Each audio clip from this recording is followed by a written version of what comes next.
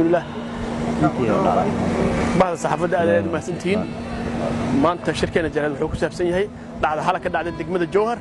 oo yani aabbo ku dilay wiilkiisi waa dhacdo nagu naadir yani martay ma qaano kama dhicin magaalada wali marka insha Allah xalay markii dib ku dhacay adiga abaara 5 ilaa fiidnimadii maqribkii ayay dhacday anagu hadana booliska ciidamada booliska markii waa tagnay waa raadinay yani martay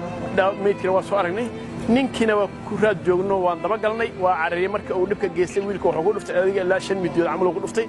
wiilku markii nafta ka baxday annaga markii hadaan aragnay ninka waa raadinay waa weynay waa baxsayay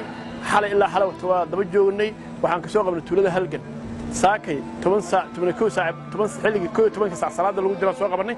waana ku guuleysan ilaahay ama hadda iskale haddana wuxuu joogaa saldhiga ayuu ku xiran yahay ninkaas yani maartay waxaan la wadaagi doonaa markii ay noo soo dhamaatay baarisiisu bahda saxaafadda iyo maxkamadaha ay qusaysan ayaan la wadaagi doonaa hadoo la yiraahdo insha Allah aad aad u mahadsantiin استاق حبسي إن شاء الله الله يا إله الله بدأ رب العالمين ملكي سوق راعي أرنتا وحاجة عنك كيستي نكا وجدني جيلان لو مقعد يطلع صليك بوليسكا دقمة الجوهر